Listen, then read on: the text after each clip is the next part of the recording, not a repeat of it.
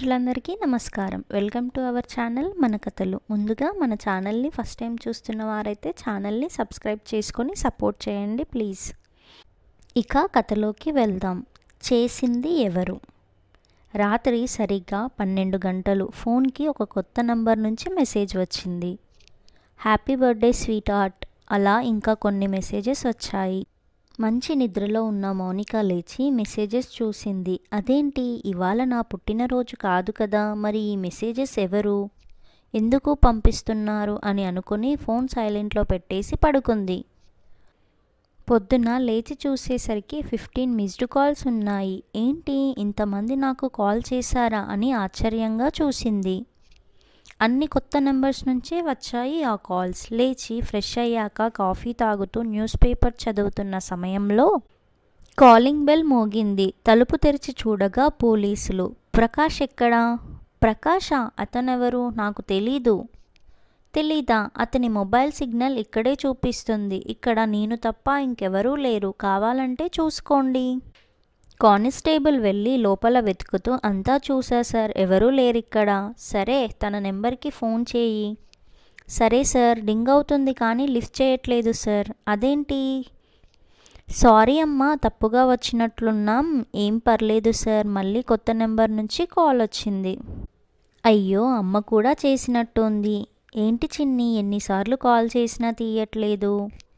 అయ్యో సారీ అమ్మా, నా ఫోన్ సైలెంట్లో ఉండిపోయింది. రాత్రి నుంచి ఏవో కొత్త నెంబర్స్ నుంచి మెసేజెస్ కాల్స్ వస్తున్నాయి. బాగా డిస్టర్బ్ అవుతుంది అని ఫోన్ని సైలెంట్లో పెట్టి పడుకున్నా. అవునా? ఇంకో విషయం అమ్మా, ఇప్పుడే పోలీసులు వచ్చి వెళ్ళారు. పోలీసులా? దేనికి? నువ్వేం కంగారు పడకు. వచ్చి ఎవరో ప్రకాష్ కావాలని అడిగారు. అలాంటి వాళ్ళు ఎవరూ లేరు అని చెప్తే తప్పుడు అడ్రస్కి వచ్చామని సారీ చెప్పి వెళ్ళారు. అవునా, సరే జాగ్రత్త. ఇంతకీ మీరెప్పుడు వస్తున్నారు? ఇంకో 2-3 రోజుల్లో వస్తాం. సరే అమ్మా. ఫోన్ సైలెంట్లో ఉండటం వల్ల నేను అమ్మ చేసిన కాల్స్ మిస్ అవుతున్నా. పెద్దగా సాంగ్స్ పెట్టుకొని మౌనిక స్నానానికి వెళ్ళింది. వచ్చిన వెంటనే మళ్ళీ కొన్ని మిస్డ్ కాల్స్. ఏంటి ఈ టార్చర్ నాకు? ఎవరివి ఈ నంబర్స్ చూద్దామనేలోపు ఒక కాల్ వచ్చింది. లిఫ్ట్ చేసి చూసింది. హలో ప్రకాష్, ఎక్కడికి వెళ్ళావు ఇన్ని రోజులు? నిన్నటి వరకు నీ 2 ఫోన్లు స్విచ్ ఆఫ్లో ఉన్నాయి. నువ్వు కనబడట్లేదు అని తెలిసి మీ అమ్మ వాళ్ళు చాలా టెన్షన్ పడుతున్నారు. త్వరగా ఇంటికి వచ్చేయ్. హలో అని మాట్లాడేలోపు ఫోన్ కట్ అయ్యింది. ఈ ప్రకాష్ ఎవడు? వాడి కోసం ఇంటికి పోలీసులు వచ్చారు. ఇప్పుడెవరో ఫోన్ చేశారు. ఏం జరుగుతుందో నాకు అర్థం కావట్లేదు. అవును, ఇంతకీ నా ఫోన్కి ఇన్ని మెసేజెస్ కాల్స్ ఏంటి? ఇది నా ఫోనేనా? అరే మర్చిపోయా, రాత్రి కరెంట్ పోయినప్పుడు నా ఫోన్ కింద పడి పాడైపోయింది కదా. అప్పుడు ఇంట్లో నాన్న వాళ్ళ రూమ్లో వెతికినప్పుడు ఈ ఫోన్ దొరికింది. ఇది డ్యూయల్ సిమ్ ఫోన్. సిమ్ 1లో ఆల్రెడీ ఒక సిమ్ ఉంది. అందుకే నేను సిమ్ 2లో నా సిమ్ వేశాను. ఇంతకీ ఈ ఫోన్ ఎవరిది? మా ఇంట్లో ఎందుకుంది? దీంట్లో ఏమైనా ప్రకాష్ అనేవాడి గురించి క్లూ దొరుకుతుందేమో చూద్దాం. ఫోన్ చూసినా ఏమీ దొరకట్లేదు, కొత్త ఫోన్ లాగా ఉంది. ఎవరిని అడిగితే తెలుస్తుంది అని సోఫాలో కూర్చొని ఆలోచిస్తుండగా గాలికి న్యూస్ పేపర్ పేజీలు తిరగబడుతున్నాయి. సడన్గా ఒక చోట కిడ్నాప్ అయ్యి 10 రోజులు గడుస్తున్నా ఇంకా జాడలేని ప్రకాష్. అది చదివి, ఆ ప్రకాష్ ఈ ప్రకాష్ ఒక్కడేనా? ఒక్కడే అయితే ప్రకాష్ ఫోన్ ఇక్కడెందుకుంది? ఎవరు కిడ్నాప్ చేయించుంటారు అని ఆలోచించడం మొదలుపెట్టింది. ఇంతలో ఫోన్ వచ్చింది. హలో నాన్న, ఎలా ఉన్నారు? ఇందాకే అమ్మ చేసింది. ఏంటి చిన్ని, పోలీసులు వచ్చారంట? దేనికోసం? ఏం లేదు నాన్న, ఎవరో ప్రకాష్ కోసం అంట. ప్రకాషా? అతనెవరో తెలీదు అని చెప్పకపోయావా? చెప్పా, తన ఫోన్ సిగ్నల్స్ ఇక్కడే చూపిస్తున్నాయి అని చెప్పారు. ఫోన్ సిగ్నల్సా? తర్వాత ఏం జరిగింది? ఇల్లంతా వెతికి తప్పుగా వచ్చామని వెళ్ళిపోయారు. అమ్మయ్య మనసులో అనుకొని, పోనీలే, నువ్వు జాగ్రత్త. అవును నాన్న, ఇంట్లో నాకొక ఫోన్ దొరికింది. ఇది ఎక్కడిది? నీకేమైనా తెలుసా? అది నాకు తెలీదు చిన్ని. పనిపైన బయటికి వెళ్తున్నా, మళ్ళీ ఫోన్ చేస్తా. సరే నాన్న. ఇంట్లో ఉండేది 3. అమ్మకి తనకి ఫోన్ల గురించి పెద్దగా తెలీదు. నాన్నని అడిగా, తనకి తెలీదన్నాడు. మరి ఇక్కడికి ఫోన్ ఎలా వచ్చింది? ఈ ప్రకాష్ ఎవరు? హలో బాబు ప్రకాష్, నువ్వెక్కడున్నావు? త్వరగా రా. ఇంతలో మళ్ళీ ఫోన్ వచ్చింది. హలో బాబు ప్రకాష్, నువ్వెక్కడున్నావు? త్వరగా రా నాన్న ఇంటికి. నేను మీ నాన్న చాలా బెంగ పెట్టుకున్నాం. హలో అమ్మా. హలో హలో, నేను చెప్పేది మీకు వినిపిస్తుందా అని అనేలోపు మళ్ళీ ఫోన్ కట్ అయ్యింది. ఈ నెంబర్కి బ్యాలెన్స్ లేనట్టుంది. పోనీ రీఛార్జ్ చేపిద్దామంటే నెంబర్ ఏంటో నాకు తెలీదు. ఎలా చేద్దాం ఇప్పుడు? పోనీ నా ఫ్రెండ్ రవికి కాల్ చేసి రమ్మని చెప్తా. ఏంటి మౌనిక ఇలా ఫోన్ చేశావు? నాకు భయంగా ఉంది. నువ్వు ఇక్కడికి వెంటనే రావాలి. సరే, ఇంకో 15 నిమిషాల్లో అక్కడే ఉంటా. ఏమైంది మౌనిక? దేనికి భయపడుతున్నావు? అది రవి జరిగింది అని మొత్తం చెప్పింది. అవునా, ఇంత జరిగిందా? ఇప్పుడెలా చేద్దాం? దానికోసమే నిన్ను ఇక్కడికి రమ్మన్నా. నువ్వు నన్నే అడుగుతున్నావు. నువ్వింకా ఈ కోతి పనులు మానుకోలేదా? సరే, ఆలోచిద్దాం. అదిగో ఎవరో కాలింగ్ బెల్ కొట్టారు. వెళ్తున్నా. మళ్ళీ మీరా? దేనికోసం వచ్చారు? ఎవరు మౌనిక? పోలీసులు.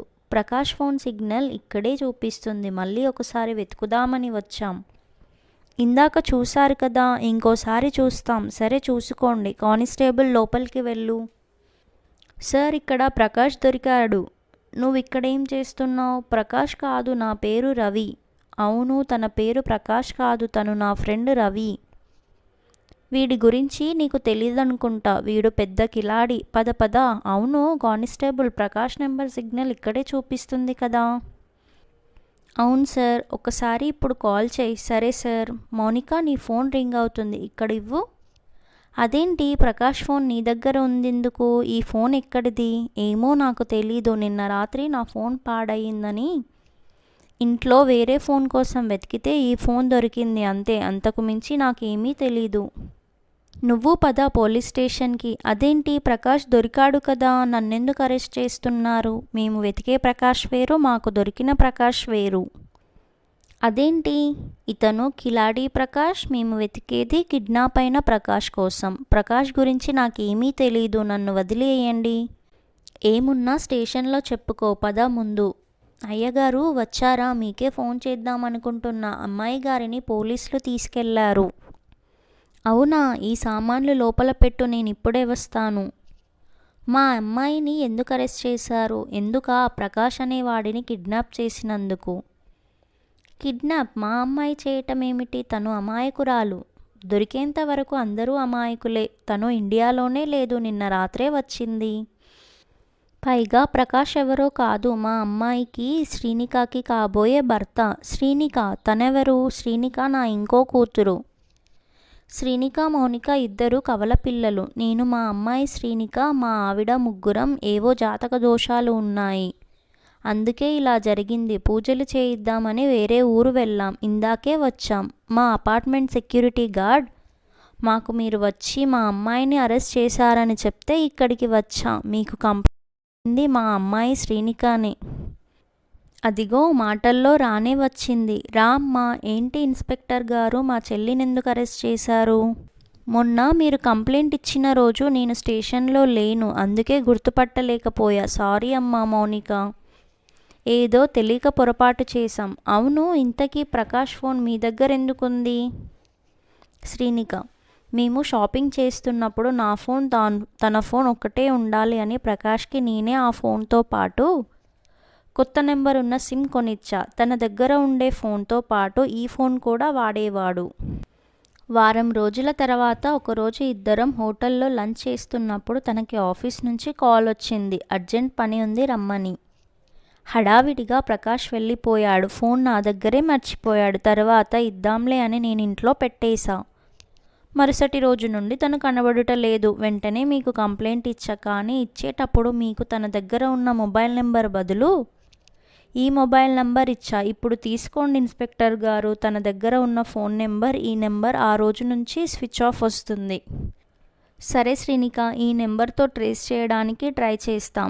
మౌనిక: ఇన్స్పెక్టర్ గారు, మరి మా ఫ్రెండ్ రవిని ప్రకాష్ అని ఎందుకన్నారు? తనని ఎందుకు అరెస్ట్ చేశారు? వాడి పూర్తి పేరు రవిప్రకాష్. వాడి పనిచేసే బ్యాంకుకే కన్నం వేశాడు, అందుకే అరెస్ట్ చేశాం. ఇంటికి వచ్చాక అవునక్క, బావ పేరు సూర్య అన్నావు, మరి ప్రకాష్ ఎవరు? తను మొత్తం పేరు సూర్యప్రకాష్. కానీ తన సర్టిఫికేట్స్లో ఉత్తి ప్రకాష్ అనే ఉంటుంది. అందుకే ప్రకాష్ అని కంప్లైంట్ ఇచ్చా. ఇంతకీ ప్రకాష్ని ఎవరు ఎందుకు కిడ్నాప్ చేయించుంటారు? ఏమో అదే నాకు అర్థం కావట్లేదు. అయినా ఆయనకి ఎవరైనా శత్రువులున్నారా? నాకు తెలిసి ఎవ్వరూ లేరు. నువ్వేమీ కంగారు పడకు, తప్పకుండా దొరుకుతాడు. మౌనిక: నీకు ఫోన్ చేయొద్దని చెప్పా కదా, ఎందుకు చేస్తున్నావు? అది కాదు, నీకో విషయం చెప్పాలి. అక్క వస్తుంది, నేను మళ్ళీ మాట్లాడుతా అని ఫోన్ కట్ చేసింది. అవతలి వ్యక్తి: హలో హలో, నేను చెప్పేది విను. అక్క, పోలీసులు ఏమైనా ఫోన్ చేశారా? బావగారి గురించి ఏమైనా తెలిసిందా? లేదు, నాకు కంగారుగా ఉంది. ప్రకాష్కి ఏమైనా హాని తలపెట్టి ఉంటారేమో అని భయంగా ఉంది. అలా ఏమీ జరిగి ఉండదు. తప్పకుండా బావగారు తిరిగి వస్తారు. మీ పెళ్ళి జరుగుతుంది. నేను అదే కోరుకుంటున్నా. శ్రీనిక: నాన్న, ఎవరైనా మినిస్టర్తో పోలీసులకి చెప్పించి త్వరగా ప్రకాష్ని వెతకమని చెప్పు నాన్న. నేను అన్ని రకాలుగా ప్రయత్నిస్తున్నా తల్లి, ఏమీ లాభం లేదు. ఎవరో కాలింగ్ బెల్ కొడుతున్నారు, చూడు మౌనిక. సరే నాన్న. మౌనిక: నువ్వా? నిన్ను ఫోన్ చేయొద్దని అన్నా కదా. నేరుగా ఇంటికే వచ్చేసావా? ఎంత ధైర్యం, వెళ్ళిపో. అవతలి వ్యక్తి: ముందు నేను చెప్పేది విను. ఏంటి వినేది? ఎవరమ్మా వచ్చింది? ఎవరో సేల్స్ బాయ్ నాన్న. మాకేమీ వద్దు, వెళ్ళిపోమంటున్నా. సరే, పంపించేసి తలుపు వేసే. అసలే మనకి ఉన్న తలనొప్పి చాలు. అలాగే నాన్న. 2 రోజుల తర్వాత: అమ్మ శ్రీనిక, ఎవరో కాలింగ్ బెల్ కొడుతున్నారు, వెళ్ళి చూడు. సరే నాన్న. నాన్న, ప్రకాష్ వచ్చాడు, శ్రీనిక హాల్లో అంటూ నిలబడింది. ఇన్స్పెక్టర్ గారు, ప్రకాష్ ఇంటికి వచ్చేశాడు. మీకు ఎలా కృతజ్ఞతలు చెప్పాలో అవ్వట్లేదు. అవునా, నేనే మీ ఇంటికి వస్తున్నా. ప్రకాష్, ఎలా ఉన్నావు బాబు? నీకేమీ హాని చేయలేదు కదా కిడ్నాప్ చేసినవాడు? నేను బానే ఉన్నా మామయ్య, వాడు నన్నేమీ చేయలేదు. ఇవాళ పొద్దున దారిలో పడేశాడు. నాకు కట్టిన కట్లు, కళ్ళకి కట్టిన గంతలు అక్కడ ఉన్న వాళ్ళు విప్పారు. అంటే పోలీసులు వచ్చి పట్టుకోలేదు. లేదు, ఎవరైతే కిడ్నాప్ చేశాడో వాడే వదిలేశాడు. శ్రీనిక: ఇన్స్పెక్టర్ గారు వచ్చారు, కాఫీ తీసుకురా అమ్మా. ఇన్స్పెక్టర్: ప్రకాష్, మిమ్మల్ని కిడ్నాప్ చేసిన వాడు ఎలా ఉంటాడో మీకు తెలుసా? లేదు, తెలీదు. నా కళ్ళకి గంతలు కట్టేశారు. ఎక్కడ ఉన్నానో కూడా తెలీదు. మామూలుగా అయితే కిడ్నాప్ చేస్తే ఎవరికో ఒకరికి ఫోన్ చేసి ఇది కావాలి అది కావాలి అని అడుగుతారు, కానీ వీడు అలా అడగలేదు. ఇన్స్పెక్టర్: నాకు తెలుసు ఎందుకు అడగలేదు. ఎందుకు ఇన్స్పెక్టర్ గారు? ఇన్స్పెక్టర్: ముందు మీకు కిడ్నాప్ చేసింది ఎవరో చూపిస్తాం. మీ ఇంట్లో వాళ్ళు అందరూ బయటకు వచ్చి కూర్చోండి. శ్రీనిక: దేనికి ఇన్స్పెక్టర్ గారు? ఇన్స్పెక్టర్: చెప్తా కదమ్మా, కిడ్నాపర్ని చూపిస్తా అని. సరే, అందరూ వచ్చారు, ఇప్పుడు చెప్పండి. ఇదిగో ఇతనే. ఎవరితను? మీకెవరికీ తెలియకపోవచ్చు, కానీ మౌనికకి బాగా తెలిసి. ఏంటి మౌనిక, ఏమంటావ్? మౌనిక: అది నాకు ఇతను తెలుసు. శ్రీనిక: అంటే ఇదంతా చేయించింది మౌనికానేనా? నేను నమ్మను. ఇన్స్పెక్టర్: మౌనికకి ఈ కిడ్నాప్కి ఎటువంటి సంబంధం లేదు. శ్రీనిక: మరి ఇతనికి మౌనికకి ఏంటి సంబంధం? ఇతను ప్రకాష్నెందుకు కిడ్నాప్ చేశాడు? ఇన్స్పెక్టర్: అక్కడికే వస్తున్నా. ఇతను మీ చెల్లిని మౌనికని ప్రేమించాడు. ఇతని పేరు కుమార్. వీళ్ళిద్దరి కామన్ ఫ్రెండ్ ఎవరైతే ఉన్నాడో వాడే రవిప్రకాష్.